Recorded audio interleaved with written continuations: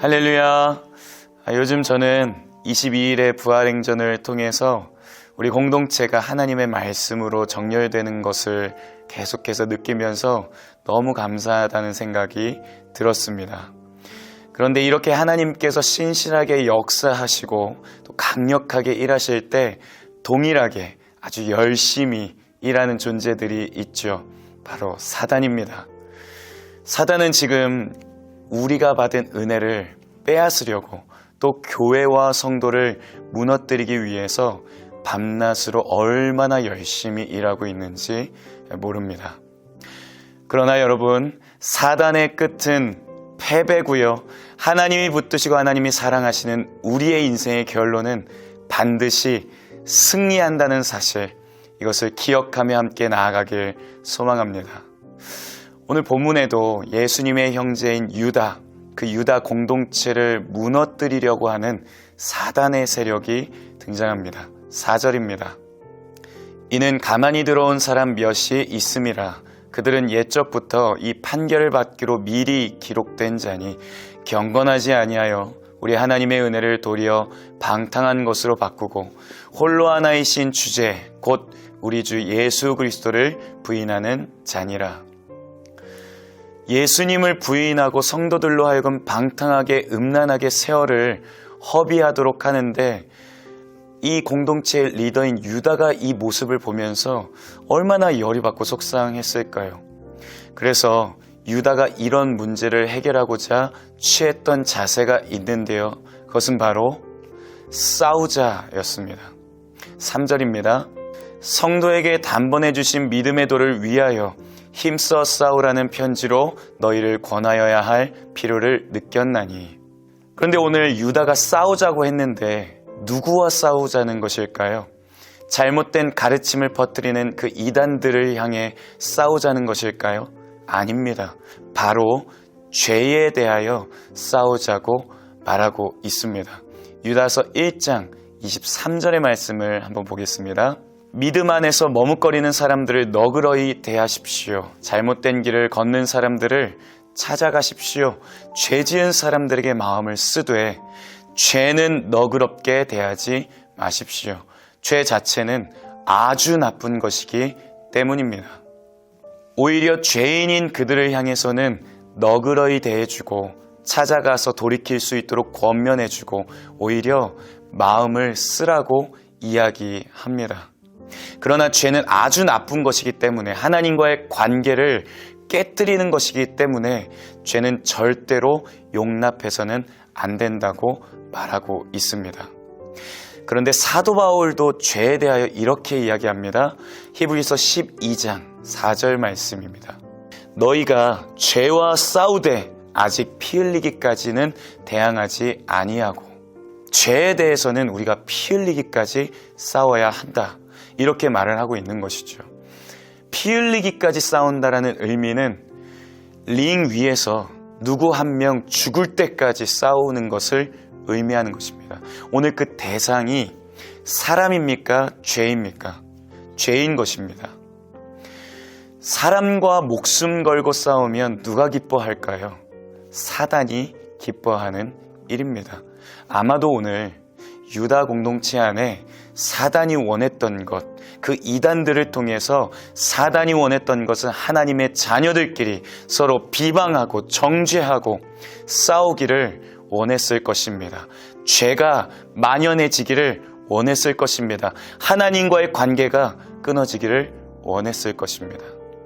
그런데 유다는 이런 공동체의 위기와 어려움 속에서 어떻게 이 문제를 돌파했을까요?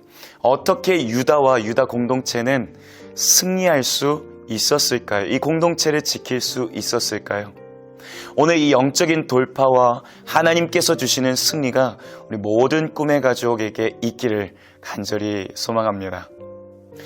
유다는 이 문제 앞에 공동체의 위기 가운데 가장 처음으로 이것을 선포했는데요. 1절입니다. 예수 그리스도의 종이요 야고보의 형제인 유다는 부르심을 받은 자 곧 하나님 아버지 안에서 사랑을 얻고 예수 그리스도를 위하여 지키심을 받은 자들에게 편지하노라. 오늘 유다가 공동체의 위기 앞에서 선포했던 가장 첫 번째 고백은 우리는 하나님의 사랑받는 하나님의 자녀입니다를 선포하기 시작하는 것입니다. 그리고 하나님이 우리를 사랑하시기 때문에 하나님이 우리를 지키시고 보호하고 있으니 안심하라는 것입니다. 할렐루야. 오늘 여러분 가운데 어떤 문제가 있든지 어떤 상황 가운데 있든지 여러분이 우리 성도님들이 하나님의 사랑을 받는 자녀임을 기억하고 선포하기를 바랍니다. 그냥 자녀가 아닙니다. 하나님께서 사랑하시는. 할렐루야. 그리고 나서 유다가 또 이렇게 선포합니다. 2절입니다. 모든 일이 바르게 될 것이니 긴장을 푸십시오. 모든 것이 화합할 것이니 안심하십시오. 사랑이 시작되고 있으니 여러분의 마음을 활짝 여십시오. 오늘 유다는요, 우리가 기적의 언어 지금 계속해서 하고 있는데 날마다 이 기적의 언어를 고백하자고, 이 문제 가운데, 어려움 가운데 선포하자고 이야기하는 것입니다. 감사합니다. 축복합니다. 사랑합니다. 잘 될 겁니다. 승리하세요. 할렐루야. 문제와 위기 앞에서 유다가 주목했던 것은 문제가 아니라, 그 위기가 아니라, 그 현실은 눈앞에 있지만 그 현실이 아닌 하나님을 주목했다는 것입니다. 사랑하는 여러분, 여전히 우리의 현실을 바라보면 우리의 마음이 낙심됩니다. 그러나 우리를 사랑하시는 그 하나님을 우리 유다와 유다 공동체처럼 하나님만 바라보기 시작할 때, 우리를 사랑하시는 그 하나님을 주목하기 시작할 때 우리는 이 문제를 돌파할 수 있고 우리는 승리할 수 있는 것입니다.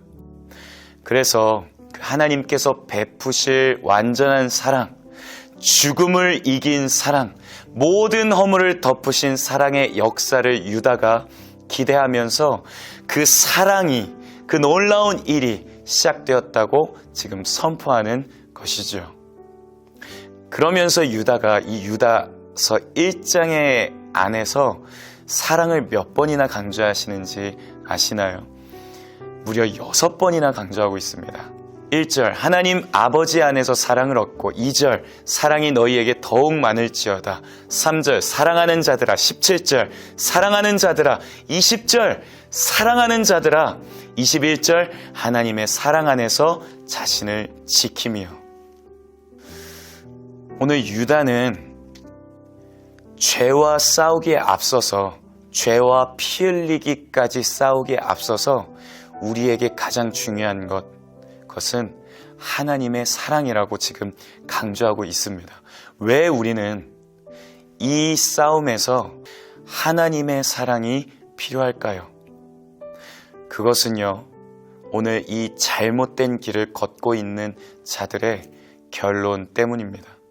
잘못된 가르침과 예수님을 부인하고 방탕한 삶을 살아가고 조장하는 자들의 결론이 하나님의 심판이기 때문입니다. 그런데 여러분, 하나님이 이 사람들이 심판을 받고 영원한 형벌을 받기를 바라실까요? 아닙니다. 그래서 지금 유다는 그들 또한 돌아와야 할 하나님의 자녀이기 때문에 그들을 향해서, 죄인을 향해서는 사랑으로 돌이킬 수 있도록 우리가 사랑으로 다가가고 사랑으로 그들을 품어주되 죄와는 피 흘리기까지 싸우자라고 이야기하는 것입니다.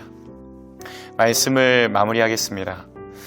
예수님께서 우리에게 산 소망이 되셨던 이유는, 그리고 지금도 예수님께서 우리에게 산 소망이 되시는 이유는 하나님께서 우리를 사랑하기로 작정하셨기 때문입니다.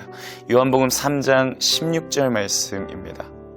하나님이 세상을 이처럼 사랑하사 독생자를 주셨으니 이는 그를 믿는 자마다 멸망하지 않고 영생을 얻게 하려 하심이라. 이제 여러분, 부활행전 마지막 주차를 남겨놓고 있습니다. 무엇보다도 이 기간을 통해 우리 공동체 안에 하나님의 사랑이 충만하게 부어지길 소망합니다. 마지막 3주차도 정말 하나님의 사랑을 사모하며 계속해서 포기하지 마시고 참석하십시오. 그래서 그 사랑으로 우리 공동체가 모든 문제, 어떤 위기, 어떤 어려움도 능히 돌파하고 살아나는 산 소망 되신 예수 그리스도의 그 완전하신 사랑으로 우리가 사랑의 공동체가 되고 사랑으로 이기는, 승리하는 우리 모든 삶이 되기를 예수님의 이름으로 축복합니다. 기도하겠습니다. 사랑의 하나님, 우리가 죄인과 사람과 싸우는 것이 아니라 죄와 싸우는 것이고 사단과 싸우는 것입니다. 이것은 영적인 것이고 또 우리의 힘으로 할 수 없기 때문에 하나님의 사랑을 우리에게 부어 주시옵소서. 위기와 어려움과 문제 속에서 하나님의 사랑으로 모든 것을 능히 이기고 결국은 하나님께로 돌이켜야 할 수많은 사람들이 우리가 사랑으로 나아갈 때 그들 또한 하나님의 자녀가 되는 것, 하나님의 영생을 얻는 것을 경험하게 하여 주시옵소서. 감사드리며 예수님의 이름으로 기도드리옵나이다. 아멘.